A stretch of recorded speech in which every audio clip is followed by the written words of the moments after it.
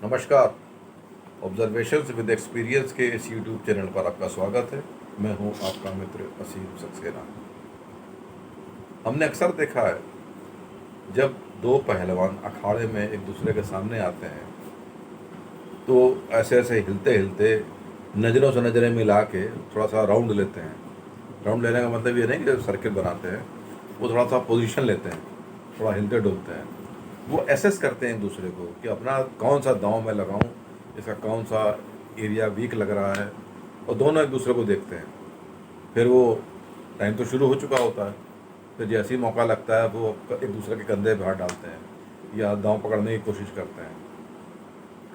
Actual में वो ये कोशिश करते हैं कि हम इसके ऊपर कौन सा दांव लगाएं जो एक ही बार में ये हमसे हार जाए। यही वो भी कोशिश करता है। दोनों पहलवान हैं, दोनों को सारे दांव पता हैं, दांवों की कार्ड भी पता है। तो ये एक प्रोफेशनल स्टेज होती है जब दो लोग आपस में टकराते हैं। यही स्टेज अखाड़े वाली आजकल मार्केटिंग के और हमारे अपने ऑफिशियल लैंग्वेज के अंदर भी होती है। जब भी हमसे मिलने के लिए कोई नया आदमी आता है तो दो स्थितियाँ होती हैं। जो पहलवान होते हैं वो अपनी कंट्री को रिप्रेजेंट कर रहे होते हैं और हम अपनी अपनी कंपनी को रिप्रेजेंट कर रहे होते हैं। हमारा पूरा भरोसा होता है कि हम अपनी कंपनी की हित में ही फैसले लें, और कंपनी को भी भरोसा होता है कि ये आदमी कंपनी के हितों को ध्यान रखेगा। ऐसा ही उसके साथ भी होता है। हम दोनों भी जब फर्स्ट मीटिंग करते हैं तो एक दूसरे को एसेस करते हैं कि क्या बेचने आया है और हमारा फोकस क्या है। हमारा फोकस है better quality, life time guarantee, after sale service, और जाहिर सी बात है पैसे भी जितने कम हम करवा सकें। और उसका भी यही होता है कि इनको माल बेचें बिना डिस्काउंट के। बाकी जो चीज़ें हैं वो बाद में देख लेंगे। आफ्टर सेल सर्विस में कभी इनके पास इंजीनियर है नहीं है वगैरह वगैरह सारी चीज़ें होती हैं। जब मीटिंग होती है तो इसी बात की एक प्रकार से बातचीत होती है, बड़े पॉलिश्ड वे में, बड़े सभ्य तरीके से। दोनों एक दूसरे के दुश्मन होते हैं उस मौके पे, शो नहीं करेंगे, लेकिन बातचीत के अंदर दोनों एक दूसरे की काट कोसने की कोशिश करते हैं। ऐसे ही इंटरव्यू में भी होता है। जब इंटरव्यू के लिए कोई आता है तो सीधी सीधी बात है कि वो अपनी सैलरी को बढ़ा के बताएगा। कितने ले रहे थे जी? इतनी ले रहे थे। अब हम उसको एसेस कर लेते हैं उसके कपड़ों से, उसके हाव भाव से, उसके ड्रेसअप से, उसके चलने के तरीके से, उसके एटिकेट से।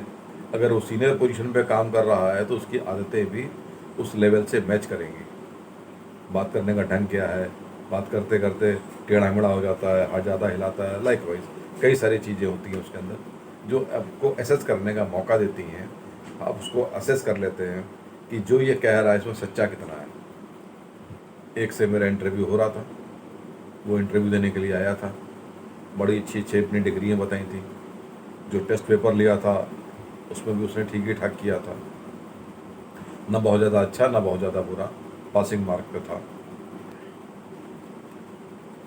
मैंने उससे पूछा व्हाट इज़ योर एक्सपेक्टेशन। उसने एक फिगर बताई। मैंने कहा अभी क्या ले रहे हो? उसने एक फिगर बताई। मेरे को साफ नज़र आ रहा था कि ये झूठ बोल रहा है, ये इतने पैसे इसको नहीं मिलते हैं। मैंने उससे पूछा कार्ड तो है अपने पास, PF कटता है, ये सही कटता है, कितना कंट्रीब्यूशन है, वो सब कैलकुलेट करके आया था। उसने सारी चीज़ें बता दी। मैंने कैलकुलेटर पे कैलकुलेट कर लिया, फिगर एकदम सेट थी। पता लग गया कि ये तैयारी करके आया है। अब इससे वो वाला सवाल पूछना है। पहलवान भी वो वाला दांव मारता है जिस जगह पे वो कमज़ोर देखता है दूसरे को।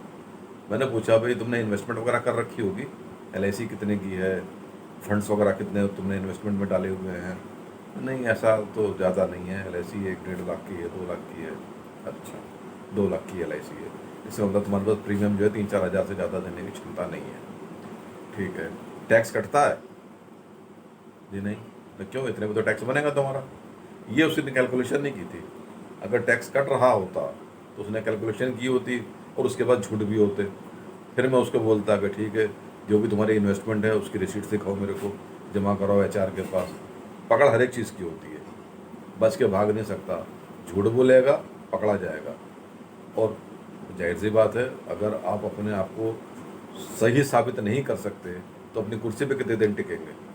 झूठ बोलो, लेकिन उसको इस्टेब्लिश करने के लिए आपके पास पुख्ता प्रमाण होने चाहिए, अच्छा खासा होमवर्क होना चाहिए। अगर होमवर्क में आप कहीं कच्चे हैं, आपने मेरे को ढीला छोड़ना है, अगर आपने मेरे को दाब लिया तो आप इंटरव्यू क्लियर हो जाओगे, और मैंने आपको दाब दिया तो मैं अपने शर्तों के हिसाब से आपकी सैलरी को कम कर दूंगा। मैंने अपने कंपनी का फ़ायदा देखना है, आपका फ़ायदा नहीं देखना है। ये सबके साथ होता है। उसने अपना स्वार्थ देखना है, उसको अपनी तनख्वाह अच्छी चाहिए, मार्केटिंग वाले को अपने इंसेंटिव्स चाहिए, ताकि वो अपने कंपनी में जाकर दिखाए कि मैंने 1 महीने में अपनी सेल्स का टारगेट पूरा कंप्लीट किया है, बल्कि सेल्स से ज़्यादा लिया है। जितना ज़्यादा लेगा उसके ऊपर उसको इंसेंटिव मिलते हैं। उसका अपना फोकस है, मेरा अपना फोकस है, मैं कंपनी का नुकसान ना होने दूँ। मैं जब एमडी के पास कागज़ बना के भेजूँ तो एमडी को ज़्यादा सवाल जवाब ना करने पड़े। मैं सारे करने के बाद उसको ये शर्त लगा के भेजता हूँ कि भाई तुमने मेरे को ये एक्स अमाउंट बोली है। जब तुम एमडी से मीटिंग करने के लिए एमडी के पास जाओगे तो मेरी ये शर्त है तुम्हारे साथ कि तुम उनके सम्मान में इतना डिस्काउंट और दोगे, नहीं तो मैं डील कैंसिल करवा दूंगा। ये ध्यान रखना। तो कंडीशंस हैं, एमडी को भी भूलना ना पड़े, एमडी के पास भी जाके वो कुछ परसेंटेज कम कर दे। भाई तुम बाकी जितना कर सकते हो बाकी तुम अपने एमडी से पूछ लो, कर सकते हो कि नहीं कर सकते हो। तो ये जो दांव पेच होते हैं ये ज़िंदगी की लड़ाई में आते हैं। जितने दांव पेच आपके सेट होंगे, जितना आप दूसरे को दाबने में पछाड़ने में कामयाब होंगे, उतने ही आप मजबूत साबित होते जाएंगे, उतने ही आप धीरे धीरे ऊपर बढ़ेंगे। जैसे अभी अगर एग्जाम्पल के तौर पर हम देख लें, हमारे विदेश मंत्री, उन्होंने कईयों को दाब दिया और सोशल मीडिया पे उनकी काफ़ी तारीफ है। कोई कुश्ती नहीं हुई है, ये आपके ट्रिक्स ऑफ माइंड होते हैं कि आपको ये पता होता है कि इसका ये एरिया कमज़ोर है और ये इसको नज़रअंदाज कर गया कि आपके यहाँ पे ह्यूमन राइट्स का वायलेशन है, तो आपके यहाँ क्या सही है। आप तो नॉट 100% परफेक्ट हो, इसके कोई काट नहीं है, ये तो 100% परफेक्ट है।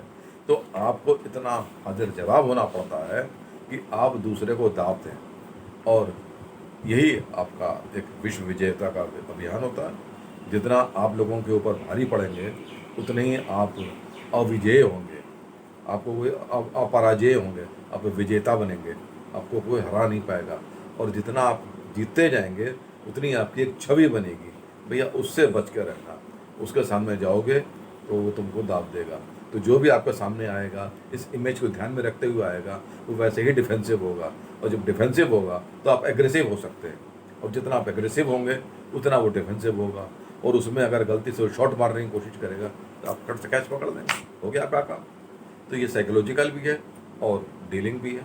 तो दूसरे को एसेस करना, उसका मूल्यांकन करना और बुरी तरीके से हावी हो जाना, ये जीत की निशानी। तो आज के लिए इतना ही। अगर सब्सक्राइब नहीं किया तो प्लीज़ सब्सक्राइब करें। आपके कमेंट्स बहुत अच्छे लगते हैं, कमेंट्स किया करें, लाइक करें, और यहाँ तक देखने के लिए शुक्रिया। आपका दिन शुभ हो। नमस्कार।